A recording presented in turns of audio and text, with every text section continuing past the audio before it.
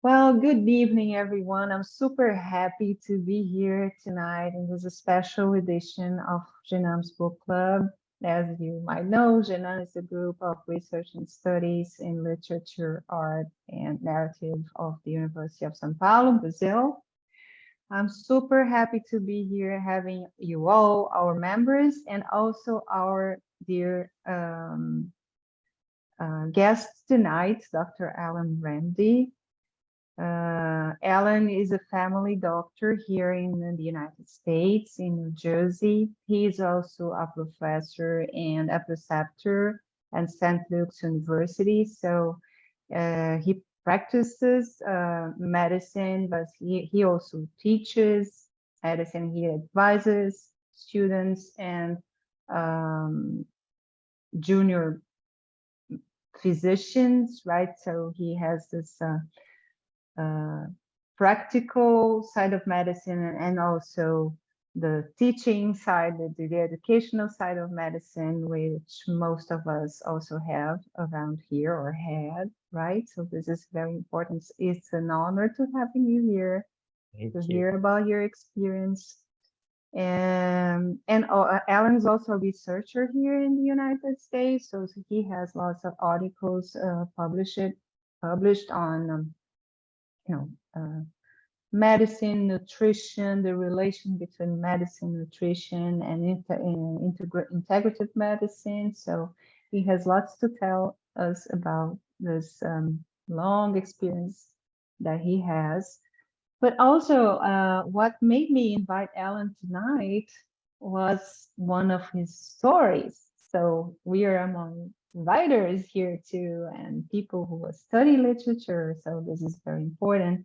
And I was very impressed because he, in one of our almost weekly meetings, because Alan, my other dear Alan, who's here, my neighbor and friend, they practice Tai Chi Chuan.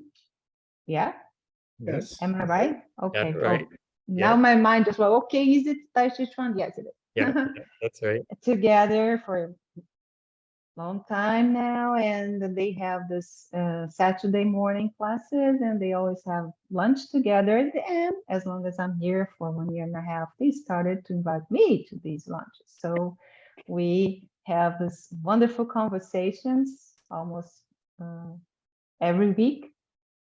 And then Alan Remde, Dr. Remde, when one of these Saturday lunches, he said, I think next time I'm gonna tell you the story of how I became a doctor.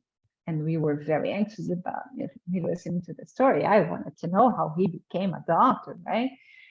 And then the next day, he told this story, and I was listening to the story, and I knew all about Alan's practice already, and we had discussed some things and about nutrition and narrative medicine, and he was interested in our work too. So we had these conversations, and then he was telling that story, or personal story.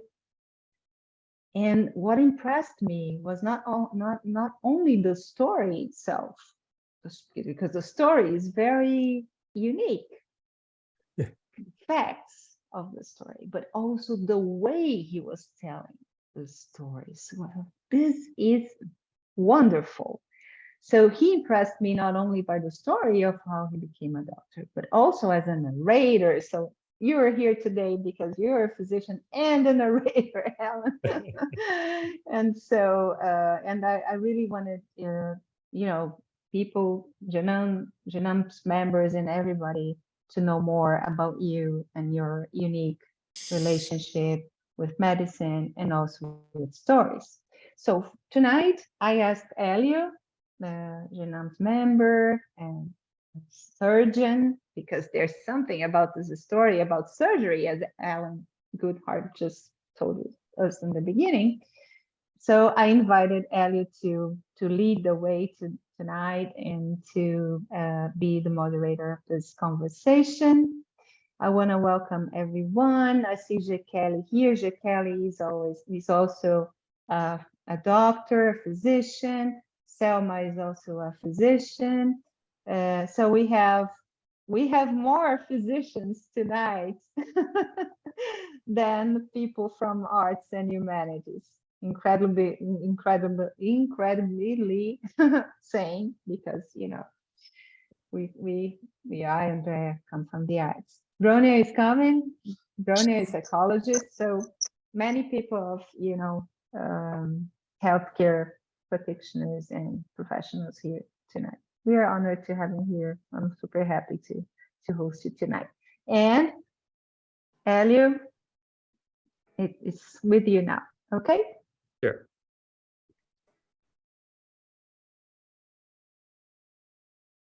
Let me start welcoming Alan, and I will start with a simple question. Okay. When I read your text, I was completely I don't know. It's overtaken, you know.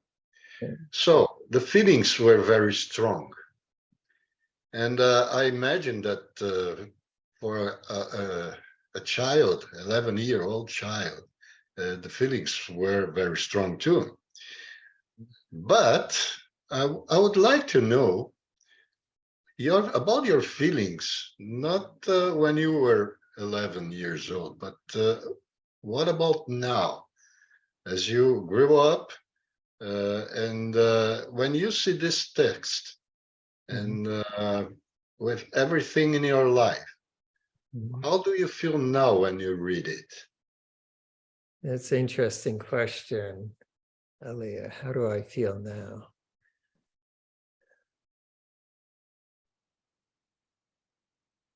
I feel I owe a lot. So I feel, sometimes you've been given so much in life.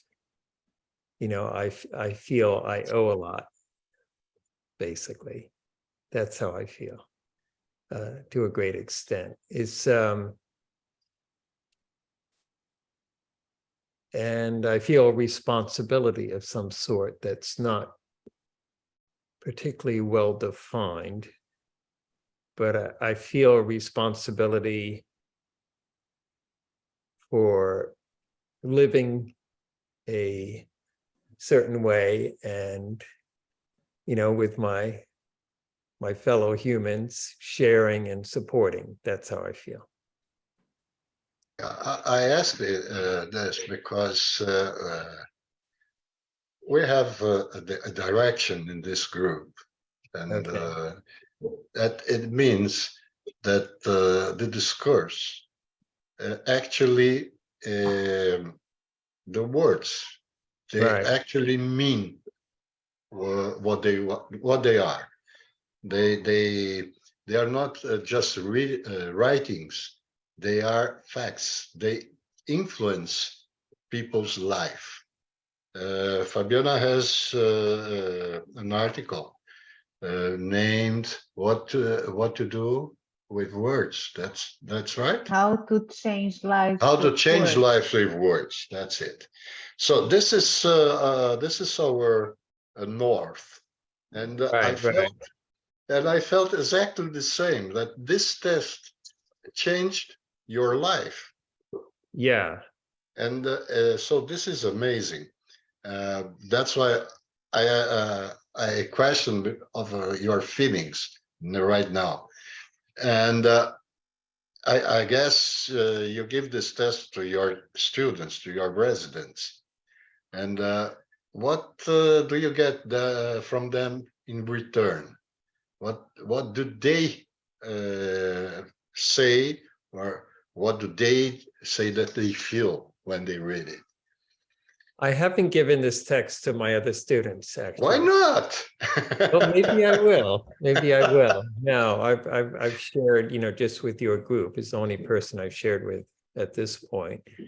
Really? We are the first. We are honored. So honored. hard. No, Because it's a I just put that beautiful out on a word. paper. I just kind of let it spill out of me on, in a few hours, and that was it. So the, I don't see, this is fairly new to me because I like writing. But it's not something I have particularly formally developed, and there's a lot I don't understand of how writing relates to one's own memories of one's own life trajectory, or how it affects others. So it's not really a world I live in a lot, unlike you guys, apparently, but it's actually a world I'm very interested in. So this is all quite new to me.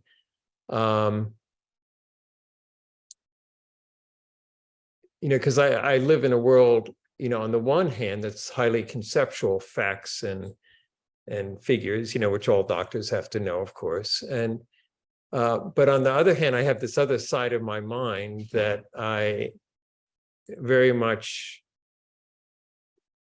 practice living with a kind of in touch with my own energy, if you will, my own body, my own energy. And this is sort of kind of what I'm getting at a little bit in this writing. So this writing actually kind of surprises me. It just kind of poured out of me. I didn't plan this or anything. It just poured out of me after just over a few hours. That's I don't write on a regular basis. I don't formally know much about writing. I don't know much about narrative medicine.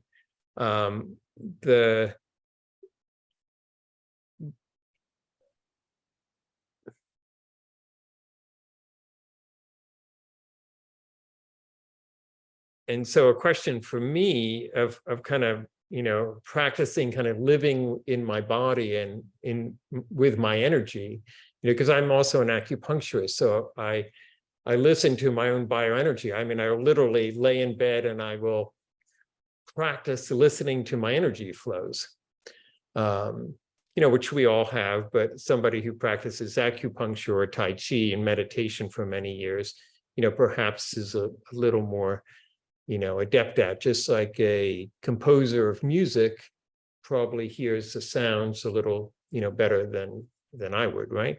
So for me, this writing business is,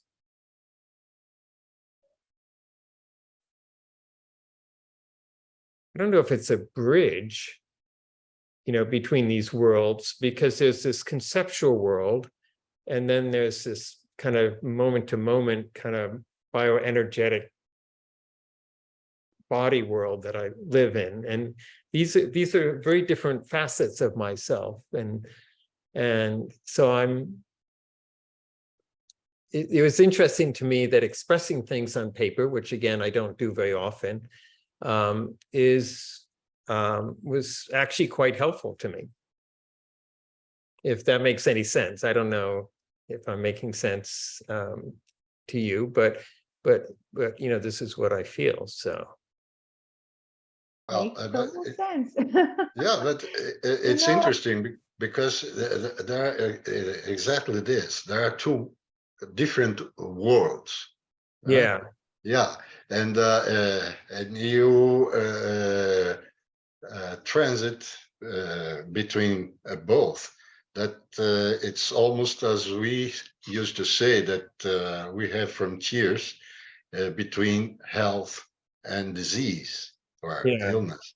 Yeah, so we we pass this, we cross these boundaries every time in our lives. So this is quite similar.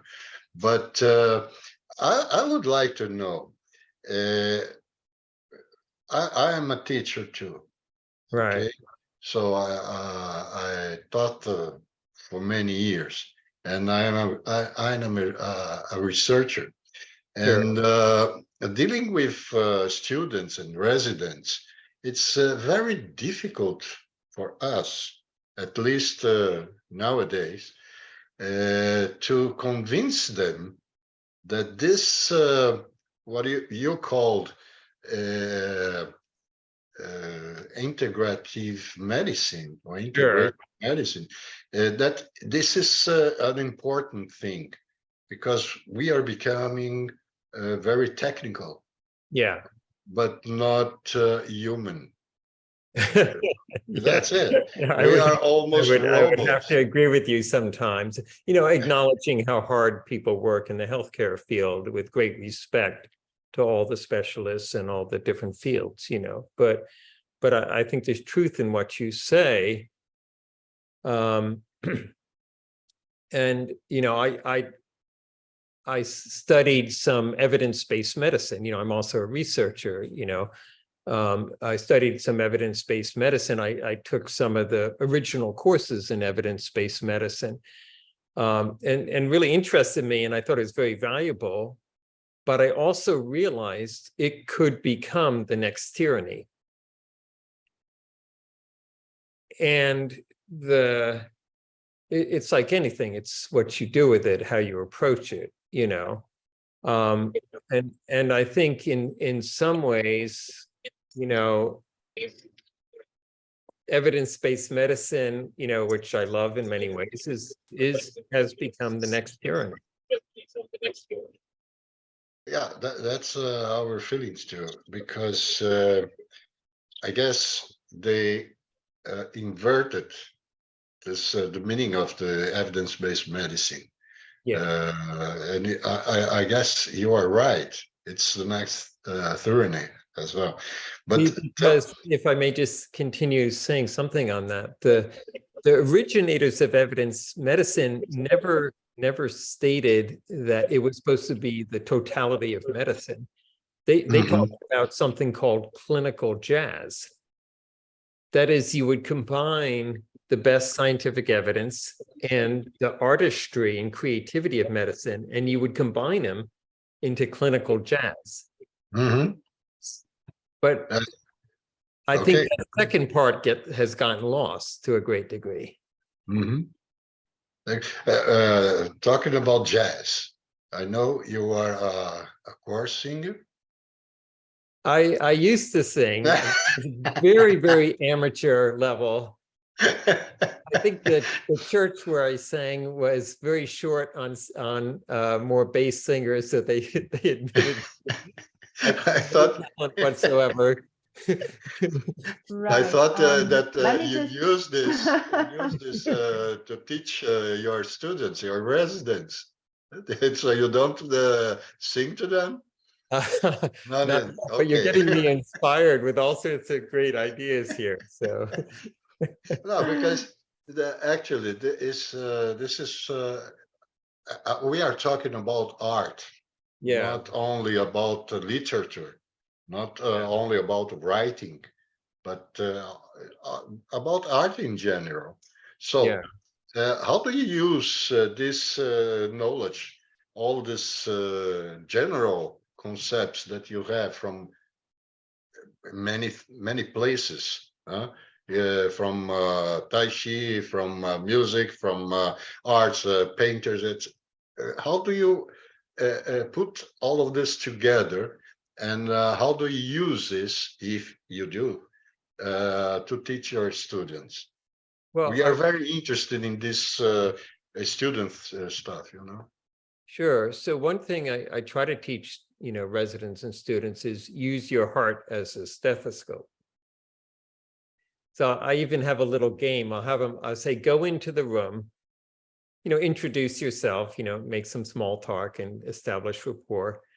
And then excuse yourself after 30 seconds, come out and tell me, are they very sick, moderately sick, or only mildly sick? And you get 30 seconds. This is quite as elevator talk. Yeah. You know, yeah, let's yeah. say you have 1 minute to expose all your things and to acquire the acceptance of the other one. And how are the results of this? Well, it's like anything. Some are receptive. Some residents are very touched with the integrative medicine approach, and others really aren't very interested, and everything in between. You know, so it kind of depends, I think, where they are. You know, emotionally, psychologically, developmentally.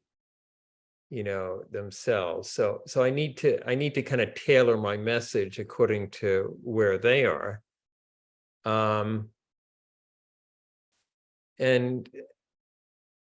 so each resident's their own person, you know, is different, and they're following their own path. And so my job is to kind of support them in whatever path they're following, and, you know, not try to mold them particularly. So like I had one resident recently who's very touched with the integrative medicine approach. In fact, he just he was accepted for a fellowship at Johns Hopkins, a very, you know, esteemed school, and in preventive and community medicine, and he was very much influenced by this approach that I take.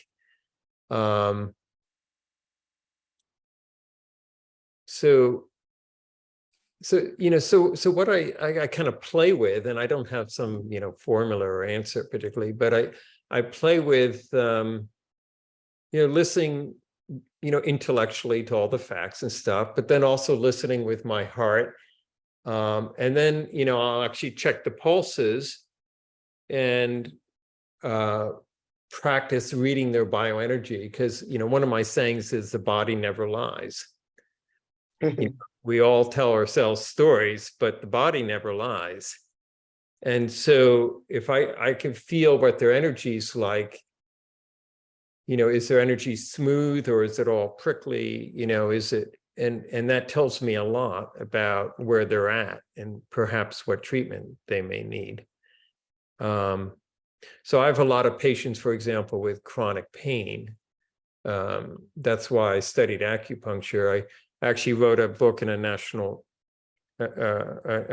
textbook on integrative approach to chronic pain, and realized that the evidence base for acupuncture was actually surprisingly reasonable. You know, it's not great, but it's reasonable. So that's why I studied acupuncture, and so I could see the usual treatment of chronic pain is usually pills or procedures, and they both have their place, of course. But, you know, I have most of my patients with chronic pain doing meditation and Qigong, and a lot doing acupuncture, in addition to pills and procedures, you know, which again are perfectly legitimate approaches. So, you know, I try to meet people where they're at, and there's a lot of resistance, because I'm kind of sweeping against the tide of an entire culture which has a different idea of what medicine is. So it's amazing that you do this kind of medicine in the United States. yeah. I can imagine this in India or other places that they are more spiritual. yeah. Right. So it's very interesting, and this is something that we are trying to do here, at least to teach our students to do this. And let's talk about your test again. Tell us why this ceremony, this Indian ceremony, led you in the way to be a doctor, but not in this regular way. Let's say this. Yeah. Just tell us something about this. Can I just jump into this just a little before.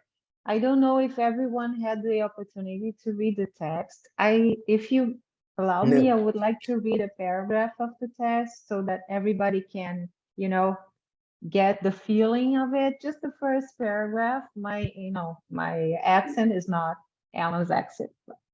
I can read it. Okay, is it okay? So, rain in the desert. When I was about 11 years old, I traveled in a caravan of fellow seekers to the enchanted land of the Southwest. One morning, we got up way before dawn and traveled in our old station wagon through the starlit desert to a destination known only to our elders.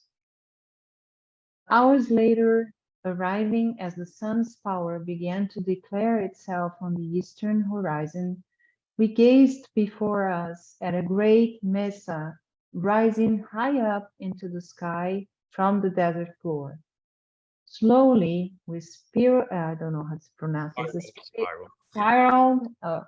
Spiraled up the dusty, narrow dirt, the narrow dirt road, hugging its precipitous sides, finally arriving at the flat top of the mesa, where already hundreds were gathered for the annual Hopi snake dance.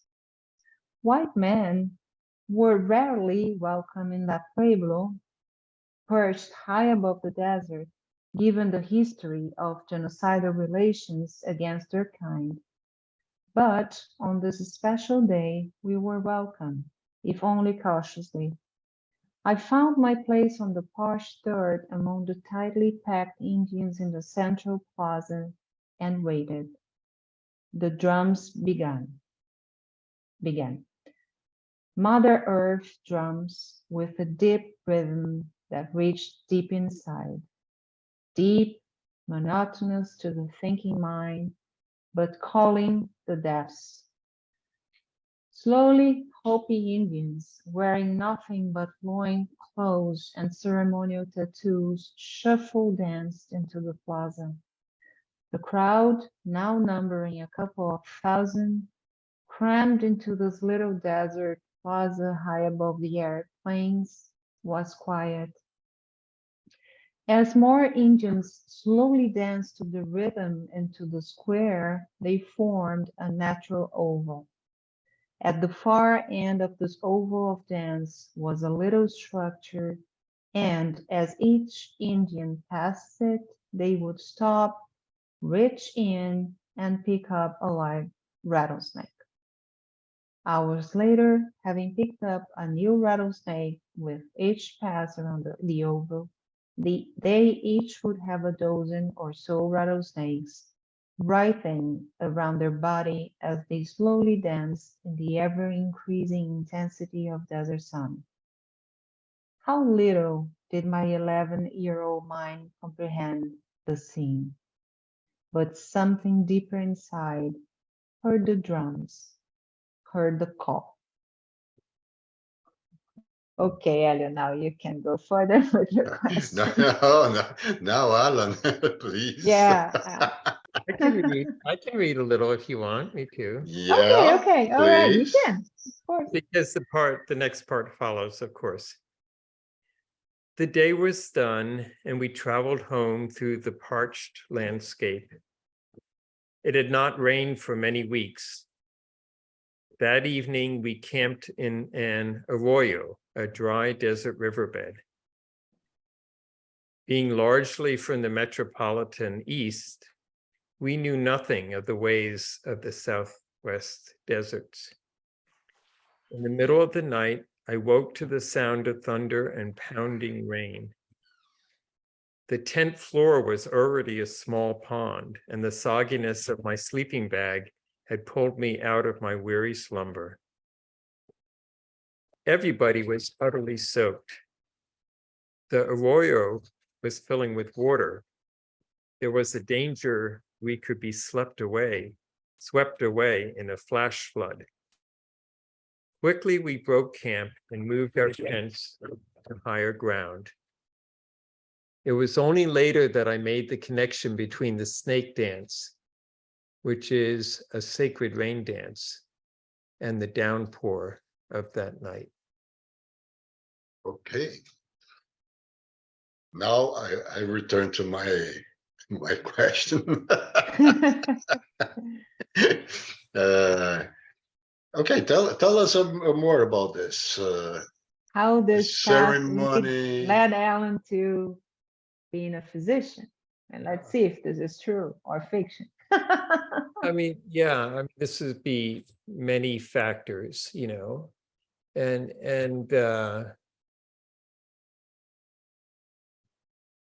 I think this was one of many impressions that kind of helped me get out of my head, if you will. And I'm sure many more are needed.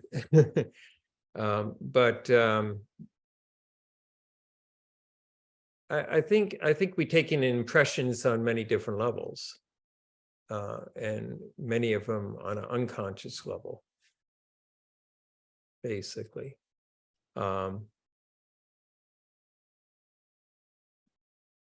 So a lot of the impression, I think, was on an unconscious level.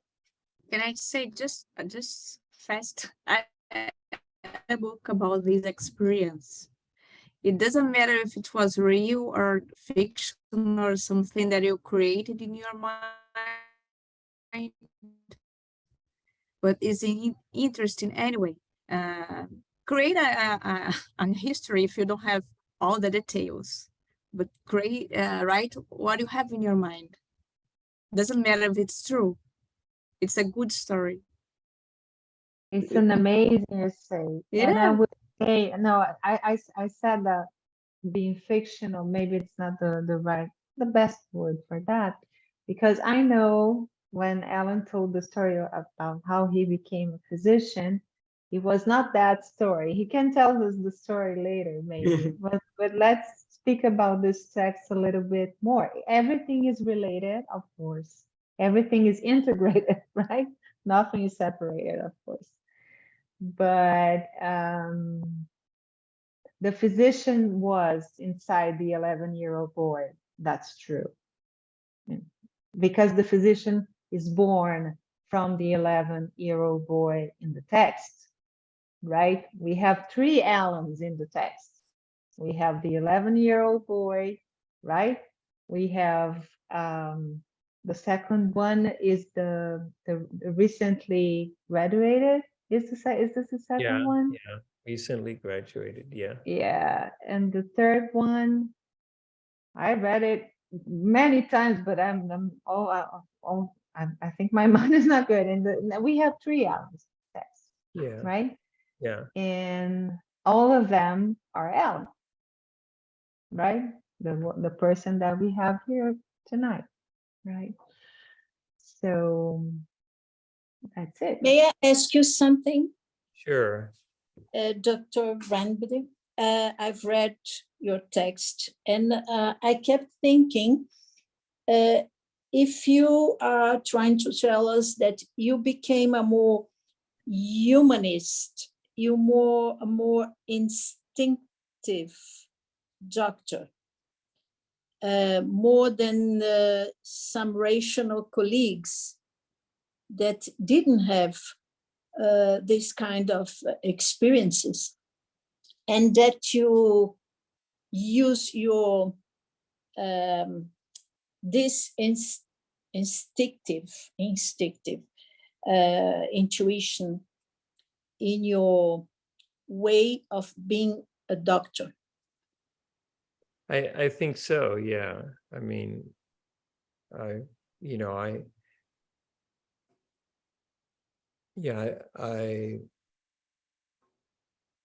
try to stay in touch with these other impressions, in the way I'm a doctor.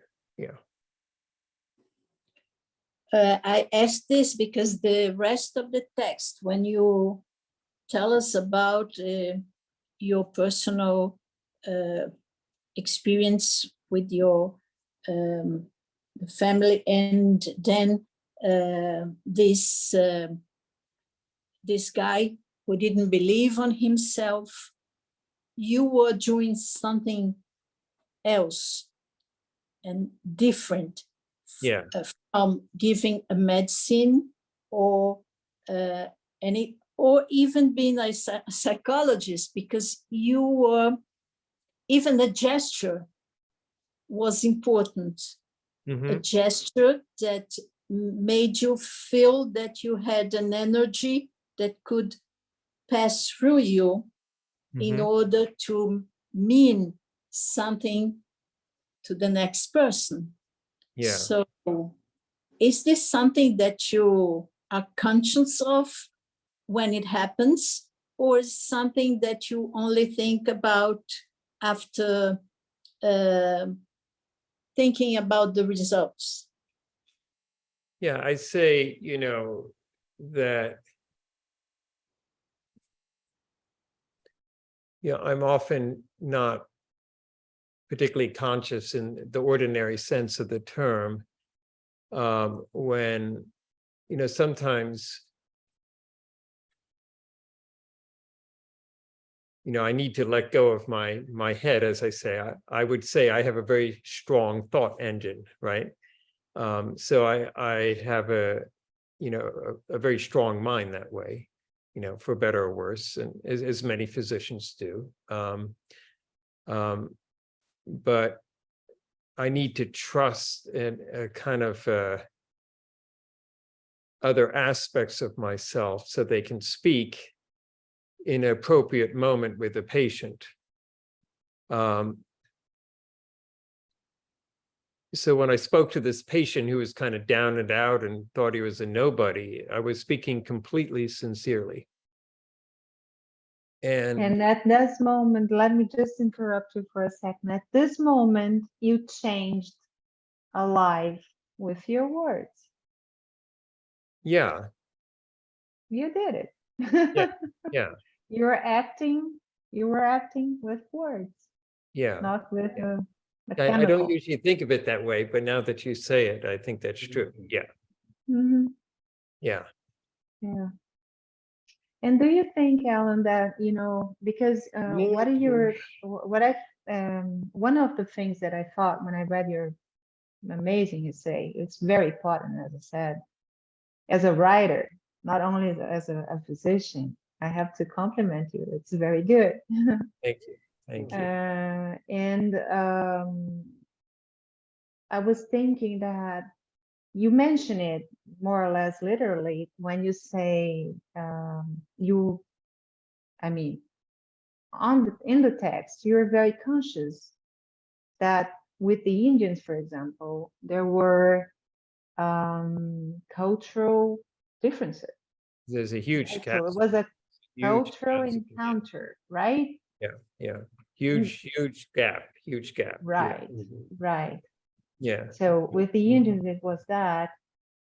With the person, the person that helped the neighbors, it was not maybe not a cultural gap, but certainly a social gap, right?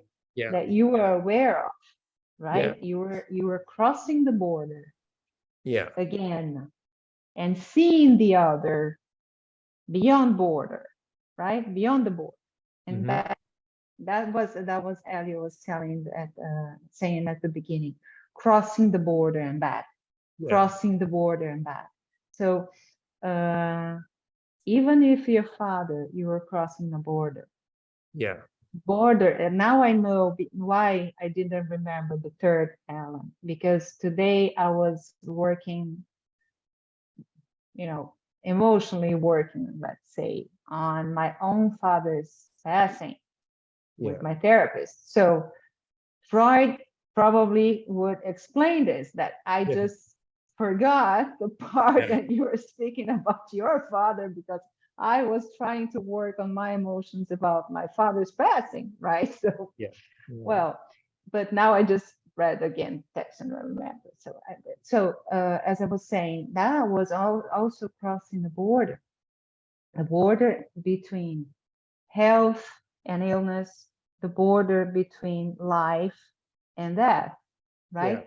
And it's interesting because when you speak about the person that helped the other tenants, right?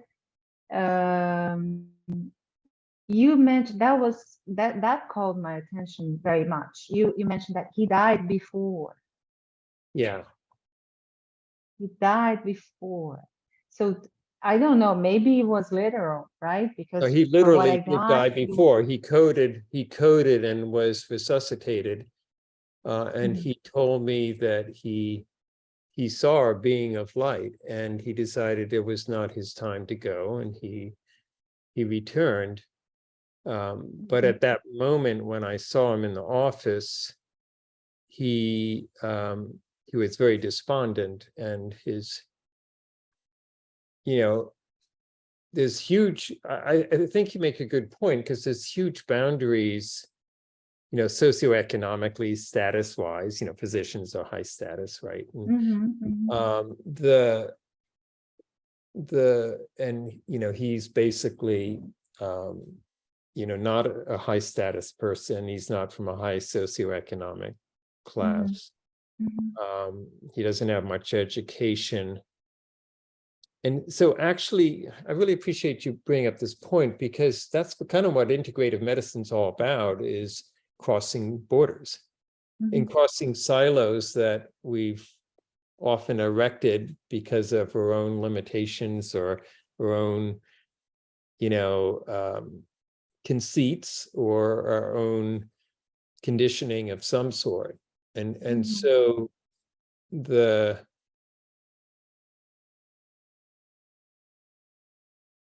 I'm crossing a boundary. I'm crossing a boundary culturally with the Indians. I'm crossing a socioeconomic boundary, and I'm actually crossing a boundary, at somebody at the point of death, Mhm. and I usually think I'm kind of in control, but it's very clear to me that I was not in charge. Mhm. I Yeah. kind of like to be in charge, as most do. We all have our conceit of wanting to be in charge, but I wasn't in charge. Mhm.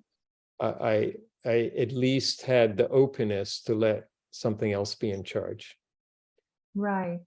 And this is also crossing a border, Yeah, it's right? also crossing a border in me too, because I'm letting go of being in charge as a self, Yeah. And it's And beautiful because, sorry, just let me just finish, Bernie. So it's beautiful because you cross borders in your own practice. You put everything together. You Yeah. cross borders, but you're like a continent, right? Because you have lots of countries, but Yeah. you're always crossing the borders, and if you look from above, it's a whole continent, right? Because And that's sort crossing of between evidence-based medicine and Yeah. integrative medicine, crossing Yeah. borders between Yeah. Western medicine and Eastern philosophy and medicine. So, Yeah. right, it's beautiful.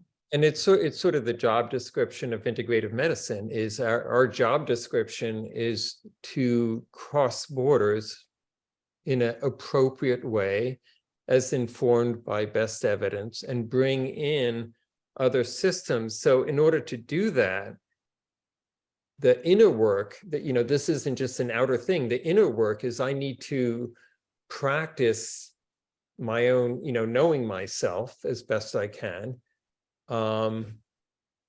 I can't just be in my head. I have to listen to my heart. I have to listen to my body. I have to listen, as best I can. And I fail many times, but as best I can, I have to practice being aware of everything that's going on, all the parts, because the siloing, the partitioning or siloing or separateness in medicine is a reflection of the separateness in humans.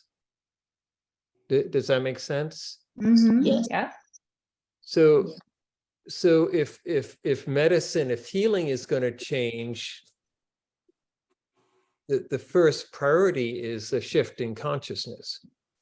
If the world's going to change, the first priority is a shift in consciousness. And so in my own little way, in my very modest attempts, I need to practice that daily. Mhm. And, you know, I forget often, but, you know, I practice, you know, meditation. I practice, you know, kind of a mindfulness throughout the day as best I can, as, you know, just as a little person. So integrative medicine isn't just a outer practice of medicine, you know, it's an inner practice, and the two correspond to each other. It wouldn't be humanly possible in a real way to practice integrative medicine if I didn't practice being more integrated myself. Mhm. Is that making sense? Yeah. Sure. Yeah. Rosa, Rani, did you want to follow say up anything question? else? Yes. Okay. Well, I was just going to ask if I may.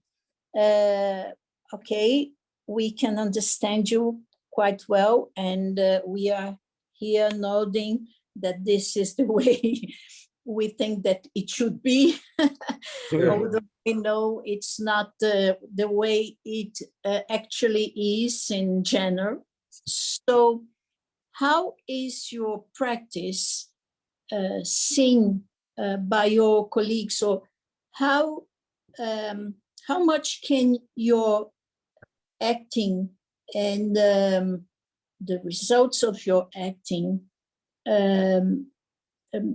also change the context around you, your colleagues, the way they approach their patients? Are they learning anything with your way? Sure. So just as I have to meet patients where they're at, right? I have to accept where they're at. I have to accept where my colleagues are at. And I learned a lot from them also, you know, don't get me wrong. So it works both ways, and they probably have to, you know, they have to put up with me and accept where I'm at also, right? So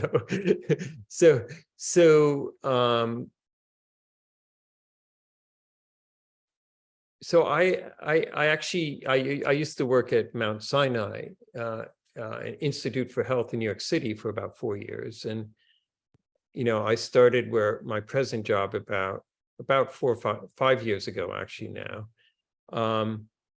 And when I entered, you know, they really needed a faculty member. They kind of knew I did some sort of strange thing called integrative medicine, but wasn't sure what the heck it was. And so I learned a lot of diplomacy skills. You know, I always stay respectful, and, you know, and I started a whole integrative medicine series, which I teach the residents. So every month I give a presentation on an integrative medicine topic. And I can say that I have shifted the norm in some things at my center. For example, pretty much all the residents are very commonly talking to the patients about proper nutrition, because, you know, if you look at the scientific data, you know, on scientifically valid indices of healthy eating, 60 to 80% of Americans are in the poor category, you know, which is the main driver of chronic disease. So, and I have a bit of, you know, research background. I published, you know, systematic review on nutrition, you know, so I kind of know what the science is fairly well.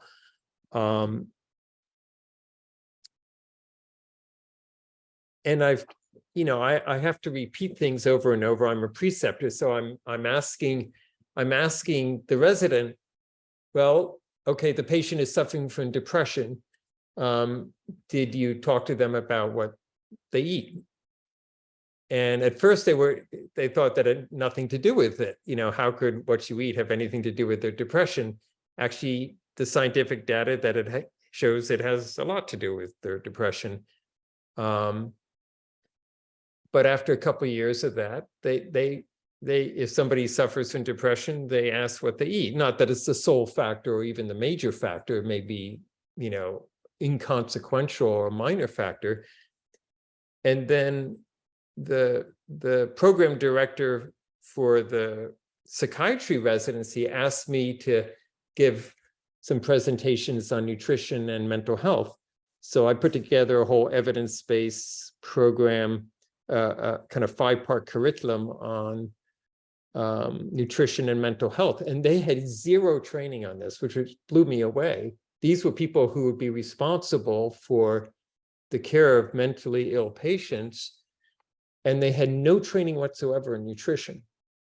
But to the credit of the program director, they asked me to come in, and I had my research team, you know, we read hundreds of articles to make sure everything was very supported by evidence. And they had no idea, for example, that alterations in the gut microbiome could affect mood, or changing the gut microbiome could reduce relapse rate for bipolar disorder or reduce readmission rates. And there's evidence to support that. So now that evidence, by the way, is preliminary, very preliminary, and needs a lot more research. You know, I don't want to overstate the evidence, but there is at least preliminary evidence to support that. So it's a long work, you know.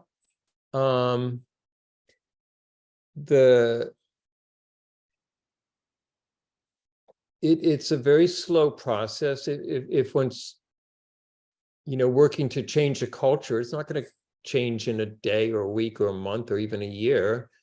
It requires a real awareness of where people are at, a sensitivity, some diplomacy skills, and a whole lot of persistence. And I have a good dose of persistence or stubbornness, depending on your look. So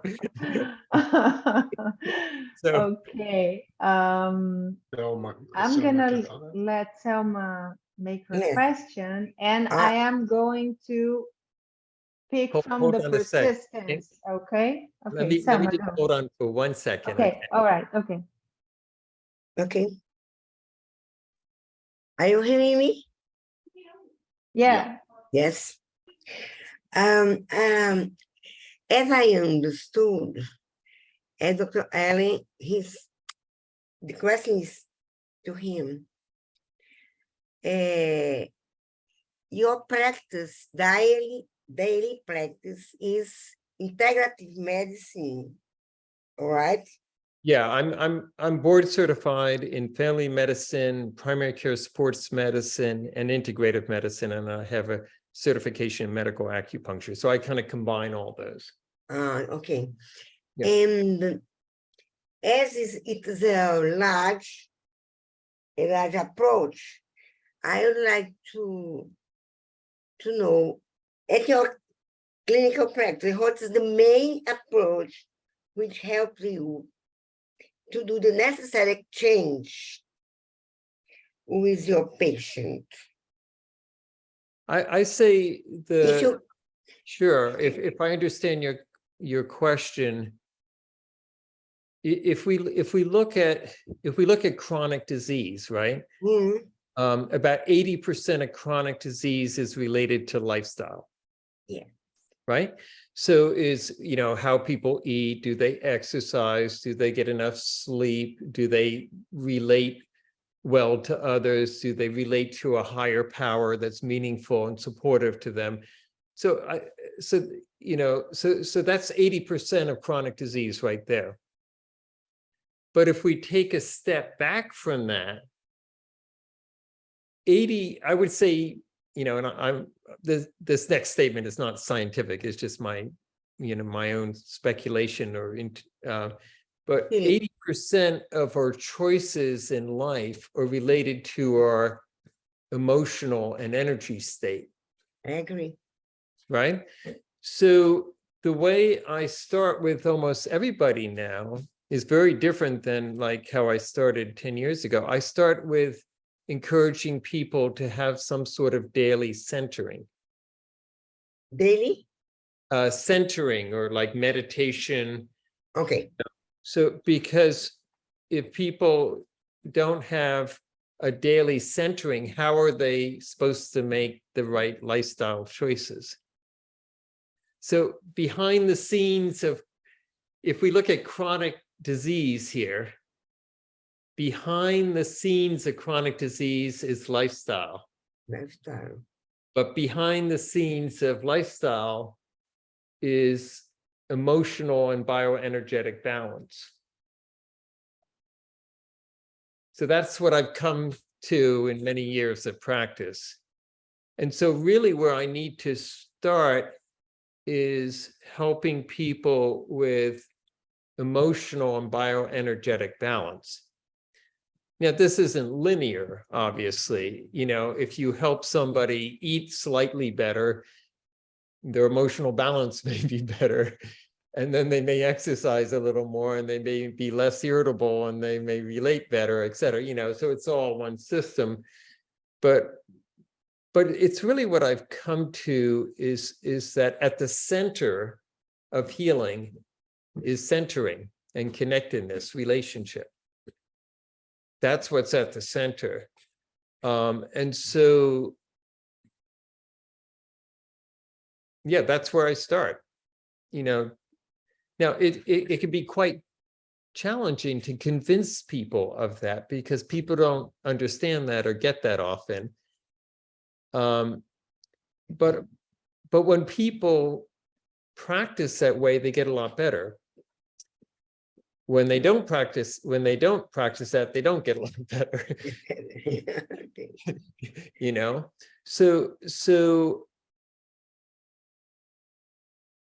there's in no way negates or is disrespectful to other modalities. You know, I think there's a place for pills and procedures. There's certainly a place for surgery. You know, if I've got appendicitis, please get me a surgeon. You know, there's a place for everything.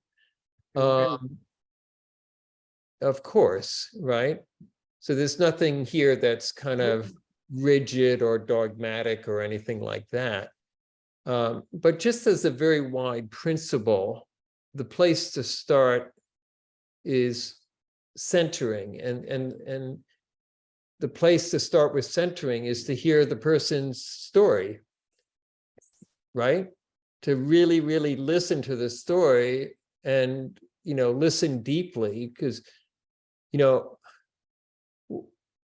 I think we've all had the experience when somebody actually took the time to listen deeply to our story. It in and of itself is very validating, I find, and very healing, just to hear somebody's story. So now there's some challenges here. One of them is that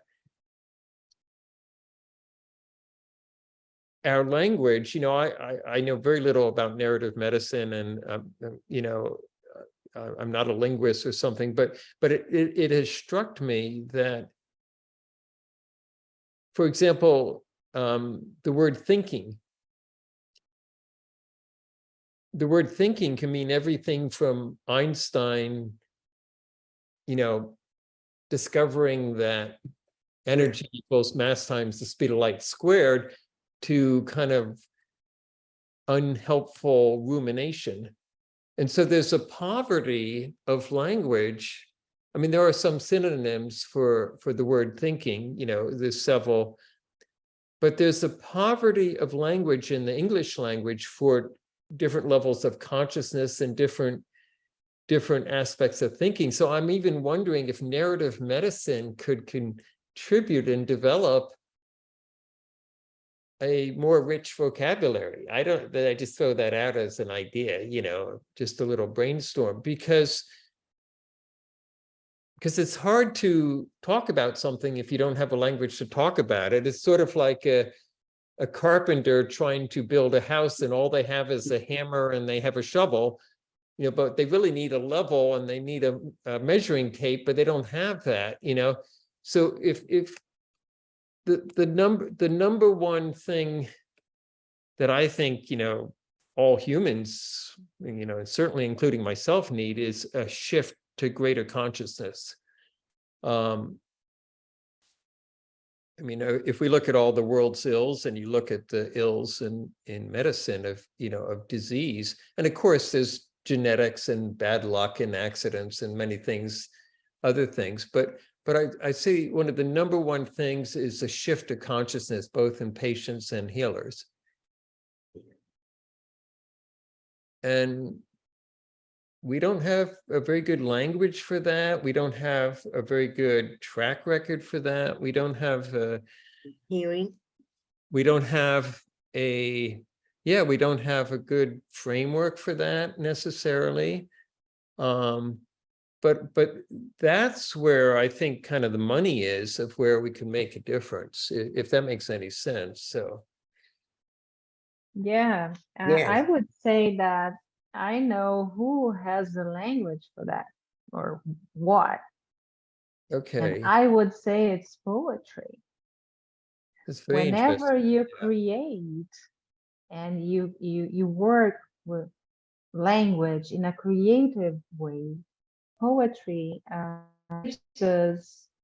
I mean, when I say poetry, I'm speaking of it in a very broad sense, right? Not only the strict poetry of verse and rhyme, not sure. that, but poetry in the sense of creative language, Right. metaphorical language, Yeah. right? So you can increase your possibilities of addressing things, saying them differently. And I would like to, well, I am a literary critic, so when I read or a Mhm. text or anything, I am looking for that. This is natural for me because this is my job, right? Yeah, So of when I was course. reading your text, for example, two formal things, you were probably not aware of that. You just wrote your text, right? But when I read it, I can see two powerful structures in your text. I don't know if the persons who read them could see it too, but one is metaphorical and the other is structural. Mhm. One thing is the metaphor of the drum Mhm. that keeps coming over and over your text, because the drum was a fact in the beginning. There was a drum, Yeah. right? A thing. Mhm. But then you speak about heartbeats, right? You speak about things that come and go. And the rhythm, in some way, is in the Right. text. So, and the heart that stops, that beats and stops, right?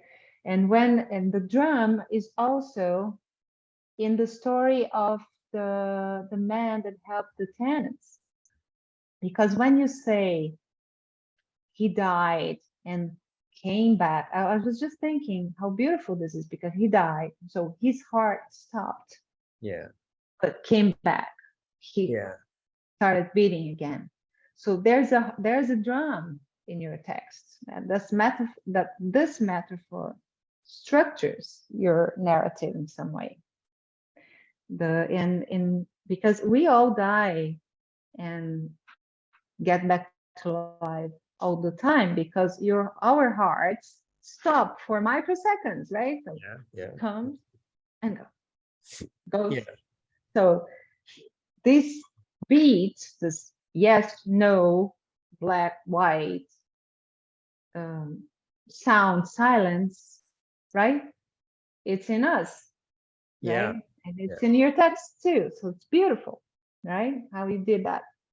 Probably you didn't think about it, but it's there. No, I didn't right? think of it.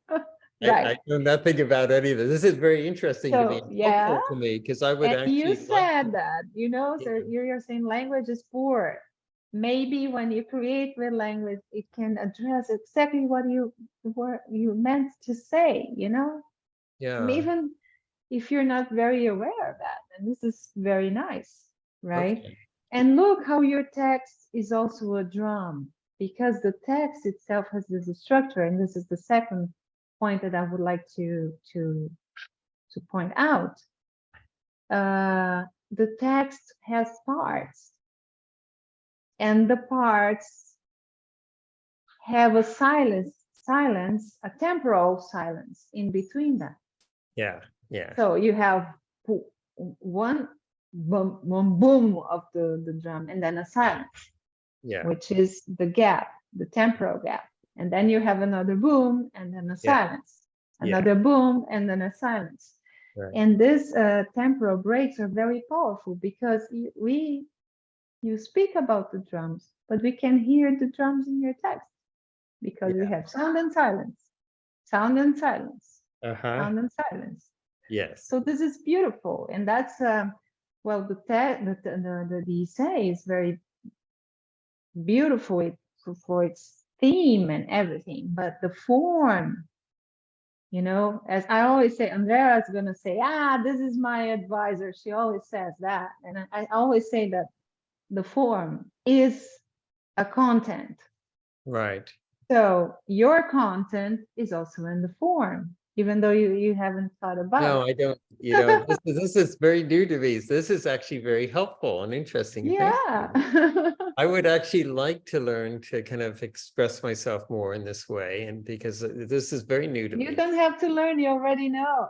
Okay, something inside knows, something deep inside knows. Yes. Yeah, so we have another border here, the physician and the writer. And this is very nice too. Okay, thank you. Right? Can I You're super just welcome. Sure, comment? go ahead. So I think this talk is very inspiring, and the metaphor, I'm not sure it's a metaphor, but I think it is, of the rain in the desert. And your test was a rain in the desert for me because I'm a palliative care doctor, and I always in this border of death and life. Yes. And yes. especially these days, I was facing so much suffering. And reading your text and seeing how this experience, I think this boom that Fabiana said for me is like this founding experience for you in your life, I think. And at the end, when you are able to act in the way that is similar to the rain in the desert, that goes back to the first image of the rain. Yes. When you were young. So it was I think it's very beautiful, the actual rain in the nature, and also what we can do with words being rain for for who is in front of us. So yeah, really beautiful your text. Thank you. And also I want to say hello to everyone, because the first time I'm participated in GENAM, even though I'm a fan of GENAM because I listen the podcast. And so nice to be here. Yes. Welcome. What is your name? What is your name? My name is Fatima. I was doing the palliative care residency in São Paulo, in USP. So that's when I met, I've heard of GENAM, but now I'm in the southeast of Brazil, in the state called Minas Gerais. Oh, okay. Yes, yes, yes. This, yeah, and I'm sure you have a lot of stories to share and insight to share, you know, in people who are passing away, you know.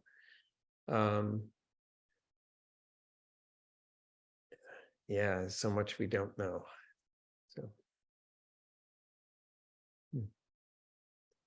Yeah, super nice. Does anyone else have? You're super welcome, Fernanda.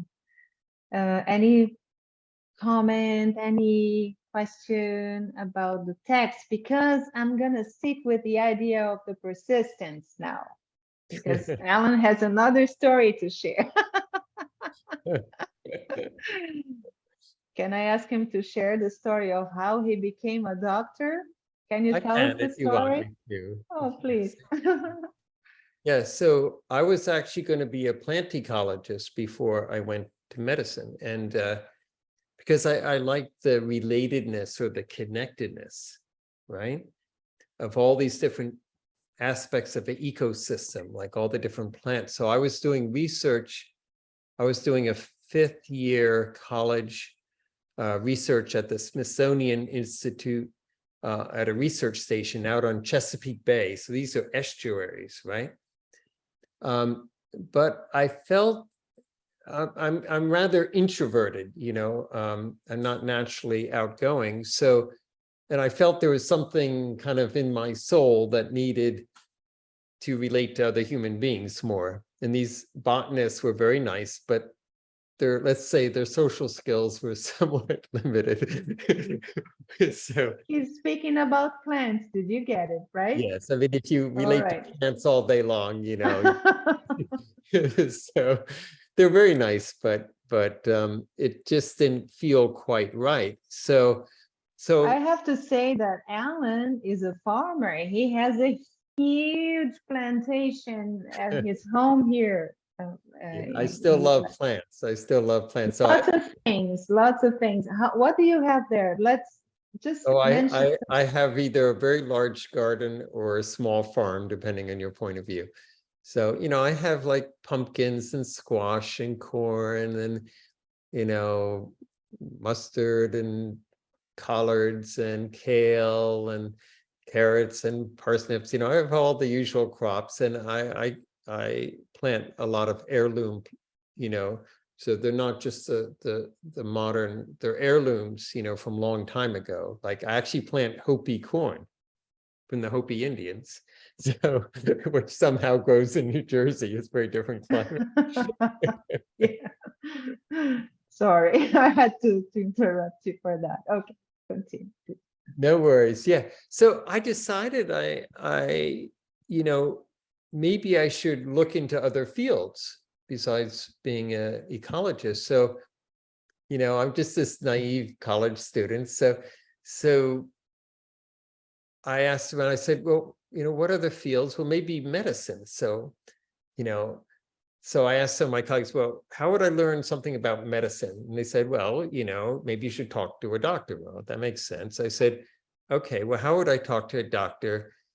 And I said, maybe I should go to a hospital or something and talk to doctors or something. So I said, is there any hospital nearby that I could talk to doctors? And they said, well, there's one called Johns Hopkins, which of course is world famous, right? I knew nothing about this.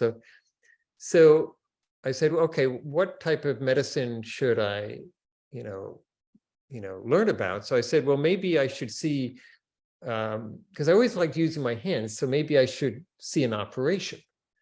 So Elia will get a laugh out of this. So I called up the I have to laugh. Johns Hopkins University as this college student, right? And do you guys know that Johns Hopkins is one of the most famous medical schools